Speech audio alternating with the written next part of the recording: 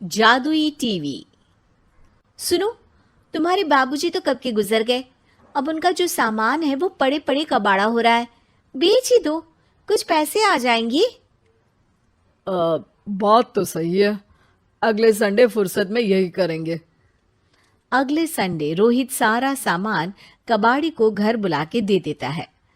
तभी उसकी नजर बाबूजी की पुरानी टीवी पर जाती है, जो इतने सालों तक कूड़े में पड़ी थी, फिर भी चमचमा रही थी। टीवी तो देखो, जैसे एकदम नई हो। हाँ, बाबूजी को टीवी देखना बहुत पसंद था। उनका सपना था कि वो टीवी पे आए। एक बार मौका भी था जब वो अपने गांव के गाने सुनाने किसी चैनल पर जाने वाले थे, पर मैं और मेरा भाई लड़ पड़े और बाबूजी को घर पर ही रुकना पड़ा। चला के देखें क्या? हाँ हाँ, क्यों नहीं, देख लेते हैं। पर शायद ही चले। बाबूजी ने उस लड़ाई के दिन के बाद टीवी देखना ही छोड़ दिया था। टीवी चालू करने के लिए उसमें केबल वायर लगा दिया जाता है। एक न्यूज़ चैनल चालू हो जाती है। स्वर्ग की सीढ़ी के रास्ते हैं तीन, तीनों के तीन रास्ते हैं संगीन। पहला रास्ता है सांप की बीन, दूसरा रास्ता घर में बिछा कालीन, तीसरा रास्ता कलकत्ता से चीन। ये क्या बकवास खबर है, कुछ अच्छा लगा दो। अरे आप बोलो तो सही, कोई अच्छी खबर सुना देता हूं। मेरा तो काम ही खबर देना है। अरे बाप रे, टीवी बात कर रही है। हाँ, ये न्यूज़ वाला मुझसे। हाँ हाँ, आपसे ही तो बात करूंगा ना, आपके घर में हूं तो। अरे, ये सपना है क्या? तुम हमसे बात नहीं कर सकते? अरे सपना नहीं भाई साहब, ये टीवी जादुई टीवी है। बोलो, क्या खबर सुननी है, वरना ब्रेक लेने का टाइम आ जाएगा। सुप्रिया घबरा के टीवी बंद कर देती है। वो क्या था? अरे एक बार और चालू करके देखे, फिर से बात करेगा तो चैनल बदल देंगे। सुप्रिया फिर टीवी चालू कर देती है। अरे ऐसा कोई मुंह पे टीवी बंद करके जाता है क्या? मुझे बुरा लगा आपका नेचर। चाय पानी तो पूछो। सुप्रिया टीवी के बटन से चैनल बदल देती है। अब टीवी पर एक फिल्म चल रही है। अरे ये तो सूर्यवंशम है ना? हाँ, और ये ठाकुर को जहर की खीर दे दी और उसको पता भी नहीं है। ए भाई, खीर मत पीना, उसमें जहर है, मत पीना। ठीक है महाशय, जैसा आप कहें। हाँ। अरे, आपकी बात मान ली, पूरी पिक्चर ही अब तो बदल जाएगी। मतलब ये सच में जादुई टीवी है? तभी वहां कबाड़ी आ जाता है। भैया, टीवी के 150 रुपए दूंगा, चलेगा? अरे 1.5 करोड़ में भी ना दे तुमको ये टीवी हम। अरे 1.5 करोड़ खरीदने को होते तो तुम्हारे घर में ये पानी चाय नहीं पीता, अंबानी या टाटा के घर बैठा कोल्ड कॉफी पीता। रोहित कबाड़ी का हिसाब करके उसे वहां से चलता करता है और अपने भाई शशिकांत को फोन लगा के बुलाता है। शशि थोड़ी ही देर में वहां पहुंच जाता है। क्या हो गया भैया?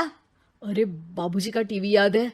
हाँ हाँ, जिसमें घुसे रहते थे हमेशा वो, और अपने को कुछ नहीं देखने देते थे। अरे वो अब जादुई टीवी बन गया है। भैया, आपकी बकवास करने की आदत अब तक नहीं गई। अरे आपके घर में बच्चे हैं, अब तो बड़ों जैसी बात करो। रोहित जाके टीवी चालू कर देता है। टीवी पर एक जादू का शो हो रहा है जिसमें एक जादूगर है। अब मैं अपनी टोपी में से कबूतर निकालूंगा। श्रिंग ब्रिंग शरिंग बम फोपा फुफी फुफा पाउ। टीवी से कबूतर निकलता है और शशिकांत के सर पर आकर बैठ जाता है। भैया, ये क्या हो रहा है? भैया इसे उड़ाओ। ए कबूतर, जा जा, कबूतर चल निकल। अब मैं टोपी में से सांप। सांप सुनते ही शशिकांत कांप जाता है और भाग के टीवी बंद कर देता है। भैया, सॉरी भैया, मैं समझ गया ये सच में जादुई टीवी है, पर एक बार और ट्राई करते हैं। पर भाभी, कोई दूसरा चैनल लगाओ। हाँ, जिसमें डर ना लगे। सुप्रिया टीवी चला देती है और न्यूज लगा देती है। अरे कितने दिनों बाद मुझे याद आया, बताइए क्या खबर सुनाओ। और ये नया आदमी कौन है? ये मेरा भाई है शशिकांत। ओह यस, वही है ना जिससे तुम लड़ लिए थे किसी बात पे, और तुम्हारे बुढ़ाओ पिताजी गुस्सा हो गए थे और टीवी को संन्यास दे दिया था। हैं? तुमको कैसे पता ये सब? इस टीवी में रहने वाले आदमी से लेकर कबूतर तक को तुम्हारे बाबूजी और तुम्हारी बातें पता है, इसलिए तो ये जादुई टीवी है। ये टीवी क्या कर सकती है वैसे? तुम जो मांगो दे सकती है। कहानी बदल सकते हो, खबर बदल सकते हो, कोई चीज मांग सकते हो। अरे भैया, ये टीवी मैं लेके जा रहा हूँ। बाबूजी का लाडला तो मैं ही था ना। अरे ऐसे कैसे? मैं बड़ा बेटा था, अब तक मेरे घर में टीवी थी ना। अब तक कहाँ गए थे पिताजी के लाडले? तुम्हारी गलती का एहसास भी है। अरे भैया ज्यादा ना बोलो वरना भूल गए, आपके दांत तोड़ दिए थे मैंने उस लड़ाई में। मेरी बीवी के सामने मेरी बेइज्जती करता है। रुक।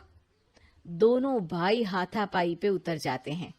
रुक, बताता हूं तुझे कि कौन बड़ा है। अरे छोटे का दम तो देख लीजिए आप। ये खबर आपके बाबूजी को देता हूं। तभी टीवी अचानक बंद हो जाता है।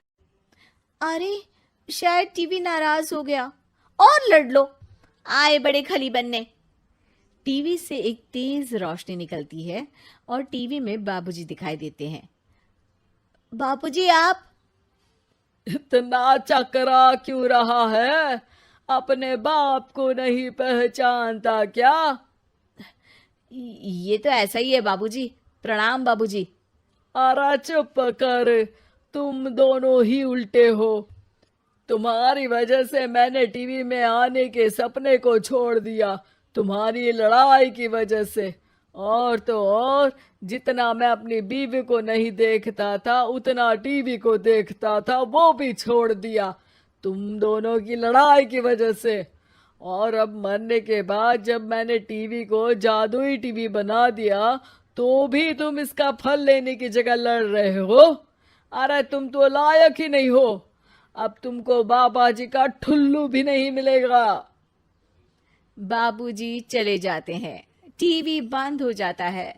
रोहित और शशिकांत गिड़गिड़ा के टीवी के सामने हाथ जोड़ के बाबूजी को बुलाते हैं, पर टीवी सिर्फ धुआं निकालता रहता है।